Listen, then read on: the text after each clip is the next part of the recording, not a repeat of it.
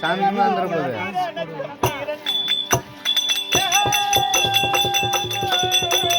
மாலை போட்டு வந்துருப்பி.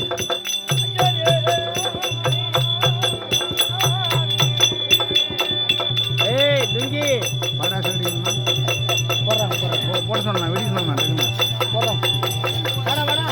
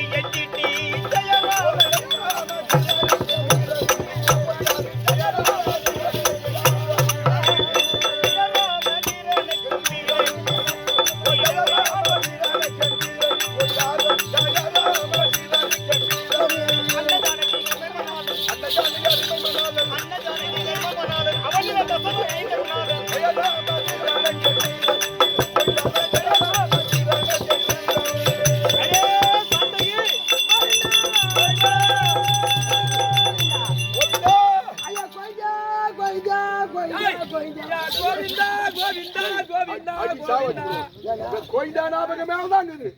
கோவிந்தா கோவிந்தா கோவிந்தா கோவிந்தா கோவிந்தா. ஐயா நாராயா நாராயா நாராயா நாராயணா நாராயணா நாராயணா. சாமி பக்கப்பான பக்கப்பான பக்கப்பான பாண்டியா சாமி பேச வேண்டியது பாரதம்.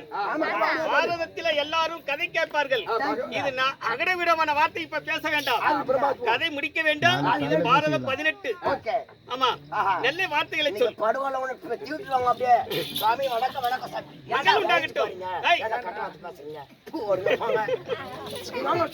மகள் உண்டாகட்டும். பகவானா ஆனால் பேசுற ஆளு யாரு? உன்னையா பேசுறாங்க. சத்தியமா நல்லா இன்றிரவு நடத்தக்கூடிய நாடகம் நம் விமானத்தில் திரௌபதியம்மன் ஊர்வலம் வந்து வந்து நமது தர்மகர்த்தா நடராஜ மாமர்களும் நமது மாமனாகிய மணி அவர்களுக்கும் இன்னும் அன்னவர் பங்காளி அங்காளிகளுக்கும் இன்னும் உற்றார் உணவர்களுக்கும் அனைவருக்கும் 1 கோடி வந்தனம். 4 வேதம் 6 வாசனம் 64 கல்விக்கணம் 96 தத்துவம் 18 புராணம் வல்லினம் மெல்லினம் இடையினம் வேத நூல்களை கற்றுள்ள என்னை போல் பெரிய பெரிய மாகாணங்கள் வந்து உட்கார்ந்து இருக்கின்றனர். அன்னவர் பாதத்துக்கு நம்ம சிற்றறிவுக்கு ஏற்ற மாதிரி சொல்ல வேண்டும். அப்படி இருந்த போதிலும் நான் இங்க வந்தேன்.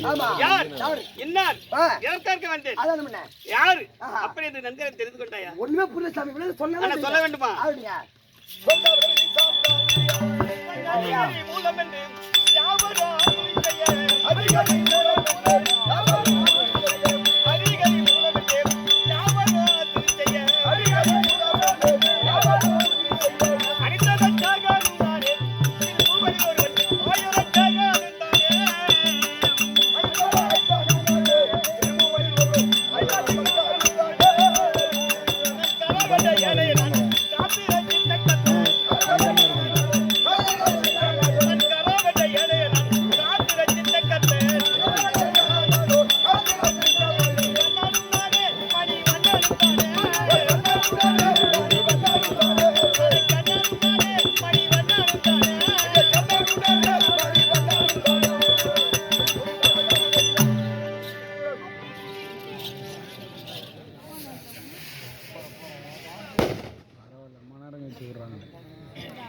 அந்த ஒண்ணே ஓட சொன்ன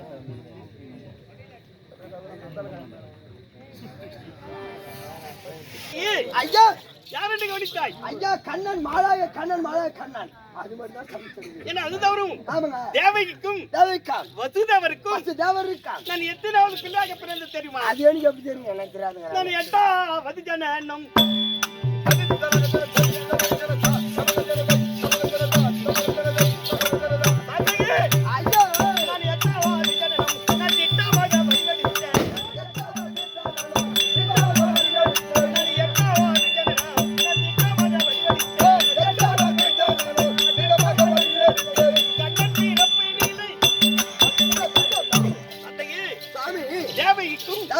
வசுதேவருக்கும் 8வது பிள்ளையாக ஆமா இந்த நான் கண்ணனாக அவதரித்தேன். ஓ கம்சன சிரசால் 8வது புற 8வது பிள்ளை. எட்டி பார்த்தா சுத்தமா குட்டி சவுறு சொல்றவர்களுக்கு தான் எட்டி பார்த்தால் குட்டி சவுறு என்று சொல்வார்கள். ஆமாங்க என்னை வணங்கி ஆமா யார் ஒருத்தர் வணங்குகின்றாரோ அந்த குடும்ப கோட்டீஸ்வரனாக இருப்பார். பூரா பலமலையா வளரும் மலமலையாக வளரும். ஆகட்டுங்க அப்படி இருந்த போதிலும் இதை கதை வளர்த்ததுக்கு நாள் இல்லை. ஆகட்டுங்க அப்படி இருந்த போதிலும் ஆமா நான் பிறந்தது எப்படி தெரியுமா? பிறந்தீங்க ஒரு ஆவணி மாதா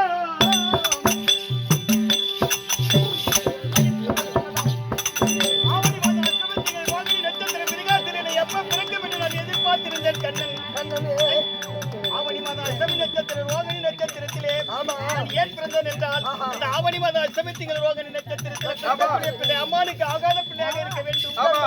அந்த நேரத்தில் பார்த்து எனது மாவனை என்ன செய்தான்?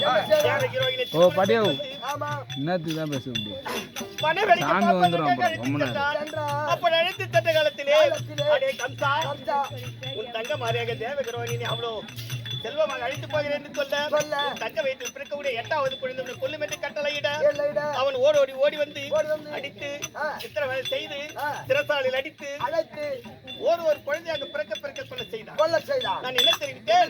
அம்மா நான் பிறப்பது என்ன தெரியுமா? சாது வருடம். சாது வருடத்திலே நான் என்ன செய்தேன்? எனக்கு முன்பாக யாதருடைய முனிவருடைய அமர்ந்த முனிவருடைய தர்மன் எனக்கு 15 நாள் இன்னைக்கு தர்மரை பிறக்க வைத்தேன். அதே நேரத்தில் 15 நாளைக்கு காய்த்து வடமதுரை பட்டணத்தில் கம்சனுடைய சிரசாலையில் நான் பிறந்தேன். சிரசாலை பிறந்தீங்க? ஆமா. நான் பிறக்கும் போது அட பெருத்த அது மழையும் அது பேரிடையாக பெய்யுதடா. பெருத்தது மழையதும் பேரிடையாக நீடியதங்க.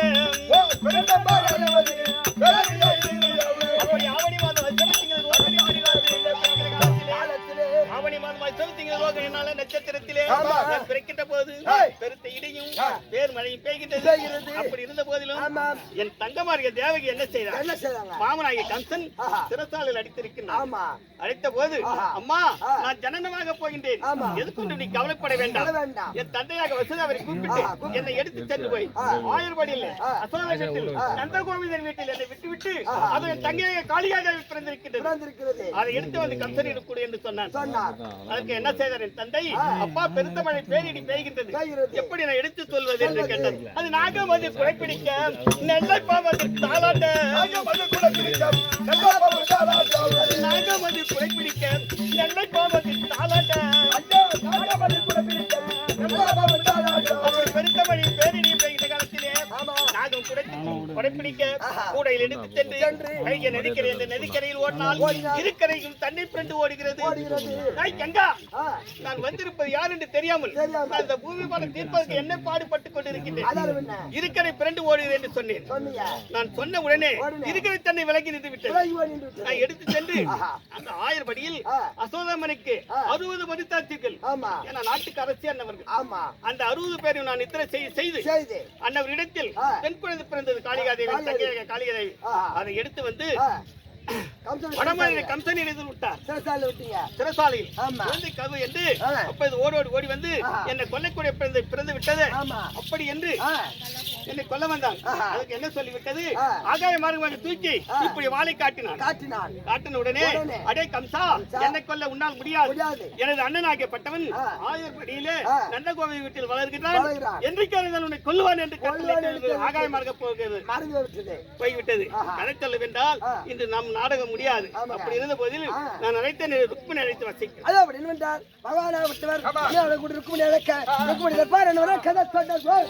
பகவான்